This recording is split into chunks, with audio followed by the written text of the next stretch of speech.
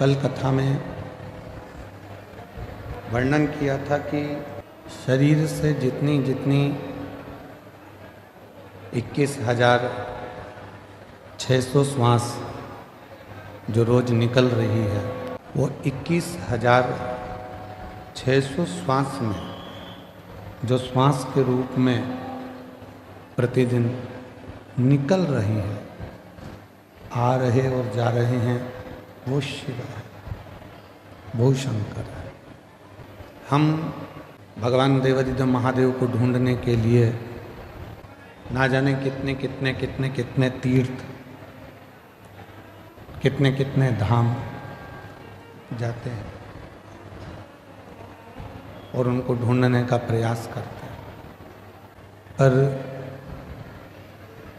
शिव महापुराण की कथा कहती है कि शिव को ढूंढने के लिए बहुत दूर हमको जाने की जरूरत नहीं पड़ती।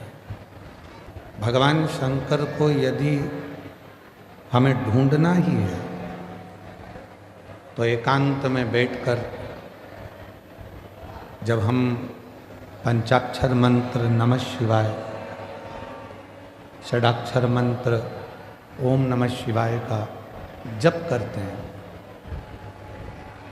या मुख से श्री शिवाय नमस्तुभ्यम कहते हैं,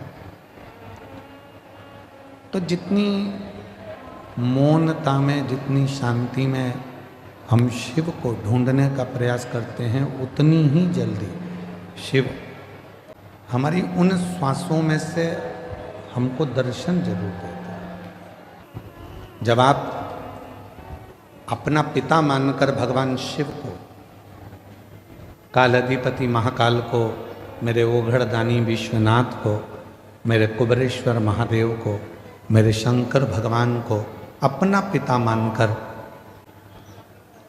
उसके करीब में जाकर बैठोगे तो निश्चित है वो आपके मन की बात को सुनेगा। एक घर की स्त्री, घर की नारी जब तुलसी जी में जल चढ़ाती है और प्रसन्न चित्त होकर जल चढ़ाती है तो तुलसी के पत्ते भी प्रसन्नता का भाव दर्शाते हैं। पीपल के वृक्ष में भी आप अगर प्रसन्न होकर जल चढ़ाते हो तो पीपल का वृक्ष भी प्रसन्नता देता है। बट वृक्ष में आप प्रसन्न होकर जल चढ़ाते हो तो बट वृक्ष भी प्रसन्नता का भाव देता है। बेलपत्री का छोटा सा पौधा है, उसमें आप प्रसन्न होकर जल चढ़ाइए तो वह बेलपत्र भी प्रसन्नता का भाव देता है। पार्वती मैया तप में लगी हैं, जहाँ पर वो थोड़ी सी भी डाउन होती हैं, थोड़ी सी उनको लगता है कि शिव नहीं मिलेंगे क्या, शंकर नहीं मिलेंगे क्या, तब भोले बाबा किसी न किसी का रूप रखकर आकर उनको समझा जाते।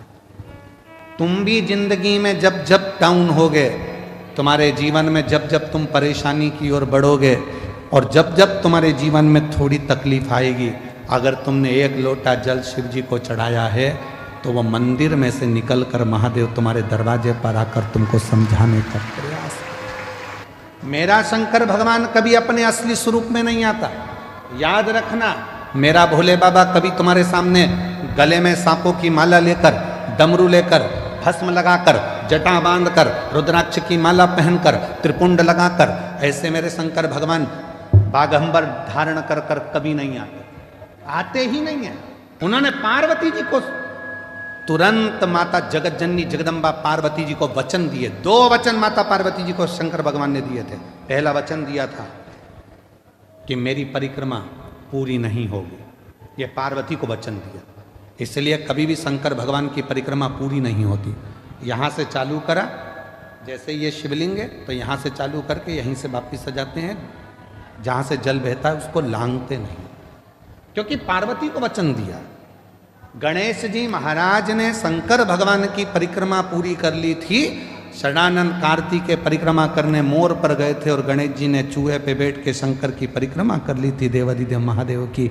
तो भगवान शंकर प्रसन्न होकर वर दे दिए थे कि तुम प्रथम गिनती में गिनाओगे गणेश, सारी दुनिया तुम्हारी पूजन करेगी। तब पार्वती का दिल दुख गया था। पार्वती ने कहा मेरा एक बेटा परिक्रमा करने मोर पर बैठ कर गया। दूसरे ने बुद्धि का परिचय दे दिया, चूहे पे बैठकर तुम्हारी परिक्रमा कर ली तो तुमने उसे वर दे दिया। मेरा एक बेटा तो दुखी होगा ना, माँ तो दोनों बेटे की सोचती है ना, और तुम्हारे लिए एक प्रिय हो गया। भोलेनाथ, आज ये पार्वती अपने पति से वचन मांगती है। मैं जानती हूं कि तुम भोले हो, तुम्हारी कोई भी परिक्रमा करेगा तो तुम उठाकर कुछ भी दे दोगे, इसलिए आज वचन दो कि तुम्हारी कभी भी पूर्ण परिक्रमा नहीं हो। शिव जी ने वचन दे दिया, वचन दिया कि मेरी पूर्ण परिक्रमा नहीं होगी, अधूरी परिक्रमा होगी, पूर्णता में नहीं। और दूसरा, मां जगत जननी जगदम्बा भगवान शंकर से मांग रहे, जब दुख की घड़ी, जब तकलीफ की घड़ी, कष्ट की घड़ी, तब आपको आना, इस रूप में नहीं। भगवान शिव ओगड़दानी, त्रिकालदर्शी, कैलाशी, अविनाशी, भगवान शंकर की पवित्र कथा कर, एक विदल और एक उत्पल, दो असुर ऐसे थे जिनका संहार मां जगत जननी जगदम्बा जी ने कुंदुक का प्रहार कर कर किया, और वो कुंदुक शिव जी के चरणों में जाकर गिरा तो शंकर जी का नाम कुंदकेश्वर। मेरा निवेदन है मेरी जीजियों से, जीजाओं से, बेटियों से, बेटाओं से, मेरे बुजुर्ग माता पिता से, मान लो शरीर में रोग आया है, बीमारी आई है, डॉक्टर के पास जाओ, वो जांच का बोले जांच कराओ, दवाई का बोले दवाई खाओ। यदि दवाई शरीर में नहीं लग रही है तो कुंदकेश्वर महादेव का नाम लेकर उस दवाई को खाना प्रारंभ करो।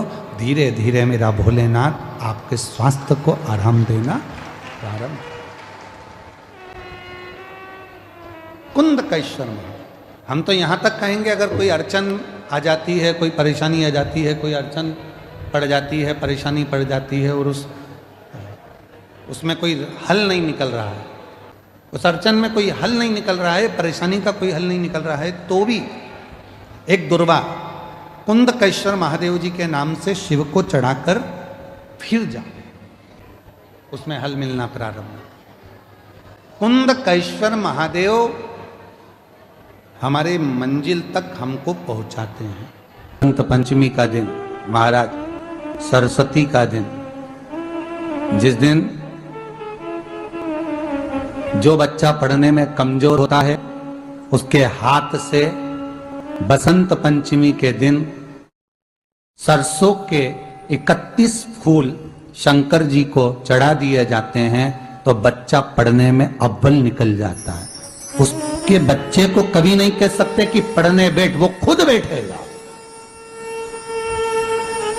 केवल आज बसंत पंचमी का दिन, एक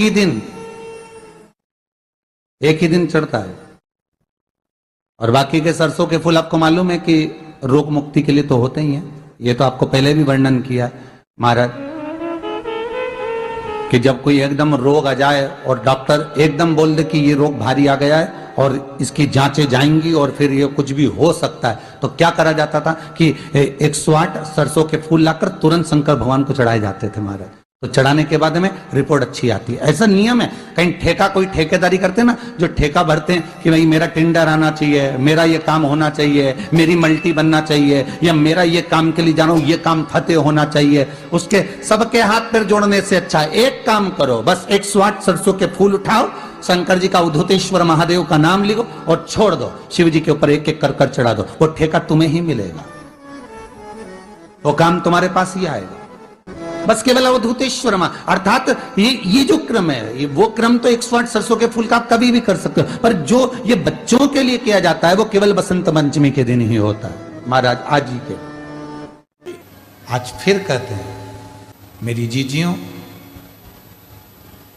तुम्हारा काम ना चल रहा हो, व्यापार ना चल रहा हो, बहुत कर्जे में लदालूम हो गए हो, बहुत तकलीफ की जिंदगी चल रही है, ना मान मिल रहा है, ना सम्मान मिल रहा है, ना आदर मिल रहा है, ना ही कोई कदर करता है, और ना ही जगह जगह की ठोकर खा खा कर थक गए हो, तो निवेदन है, एक बेलपत्र, एक कनेर का फूल, एक दुर्वा, एक चावल का दाना,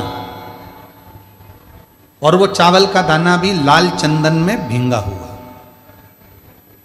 जलाधारी का मुख होता है उत्तर की ओर, आप दक्षिण की ओर आराम से बैठो, श्री शिवाय नमस्तुभ्यम बोलकर, अपना नाम गोत्र बोलकर, अपनी कामना कर कर, एक बेलपत्र, एक कनेर का पुष्प, एक दुर्वा, एक चावल का दाना जिसको तुमने लाल चंदन से भिंगोया है, वो शिवलिंग पर उत्तर की ओर मुख कर कर दक्षिण में बैठकर बाबा को सोमवार की सोमवार प्रदोष काल में, मतलब शाम का जो सूर्य डूबने का जो समय होता है, बस उसी प्रदोष काल के अंतर्गत यदि घी का दीप जलाकर बाबा को अगर एक बेलपत्री, कनेर का पुष्प, दुर्वा और लाल चावल चंदन का अगर चढ़ाना प्रारंभ कर दिया, 5 या 6 सोमवार निकलेंगे, धीरे धीरे मेरा बाबा तुम्हारा हाथ पकड़कर तुम्हें मंजिल तक छोड़ना प्रारंभ। नहीं चल रहा व्यापार, नहीं चल रही फैक्ट्री, नहीं चल रही दुकान, बहुत तकलीफ की जिंदगी है, कोई पैसे खाकर भाग गया, नहीं दे रहा, कर्जे में डूब गए, तकलीफ में आ गए, कैसी भी समस्या है उसमें शिव की शरणागति आपको सुख देगी। ये सीहोर में जो रुद्राक्ष उत्सव होता है, 1-2 महीने तक रुद्राक्ष वितरण बंद हो जाता है। 15 जनवरी से रुद्राक्ष वितरण बंद हो गया, 15 मार्च तक बंद रहेगा। रुद्राक्ष नहीं मिलता उस समय पर, क्योंकि रुद्राक्ष उत्सव होता है तो 7 दिन तक जो बाबा का प्राचीन पुराना जो शिवलिंग है, उस शिवलिंग के ऊपर रुद्राक्षों को समर्पित किया जाता है। जो जितने करोड़ों रुद्राक्ष साल भर बटते हैं, उनको 7 दिन के अंदर बाबा के मंत्रों का प्रयोग कर कर जो रुद्राक्ष सिद्ध किए जाते हैं, जिसको तुम तांबे के कलश में गलाकर उसका पानी पीते से ही बीमारी से ठीक हो जाते हो, लोगों के कार्य बनना चालू हो जाते हैं, बच्चे की मन बुद्धि विद्वत्ता की ओर बढ़ जाती है, उस रुद्राक्ष में अपने आप बल उस कार्य से आ जाए। बाबा का जो प्राचीन शिवलिंग है उसका दर्शन तो खैर आप लोगों को नहीं होता है, पर जो अंदर बाबा का जो प्राचीन भाव है उस पर उस जहाँ हम लोग दीपावली के दूसरे दिन जो खजाना बंटता है वहाँ वो वहीं चढ़कर वहीं का खजाना दिया, वहीं का खजाना चढ़कर फिर दिया पूरी। और सीहोर का रुद्राक्ष किसी बाजार में नहीं बेचा जाता। कुबरेश्वर धाम का रुद्राक्ष केवल कुबरेश्वर धाम पर मिलता है। उसका ना तो कोरियर होता है, ना उसको बेचा जाता है, ना कहीं बाहर उसको लेकर जाया जाता है। हम भी उसको साथ में लेकर किसी को देने के लिए नहीं लेकर जाते, हम भी साथ में लेकर देने के लिए नहीं लेते। सीहोर का रुद्राक्ष, कुबरेश्वर धाम का रुद्राक्ष कुबरेश्वर धाम से निशुल्क सुबह 10 बजे से शाम को 5 बजे तक मिलता है, पर अभी बंद है मिलना। 15 मार्च के बाद फिर चालू हो जाए। वो वहीं प्राप्त होता है, बाबा से हाथ पसार कर लाया जाता है, विनय करी जाती, विनती करी जाती है, फिर वो अपना असर देता है।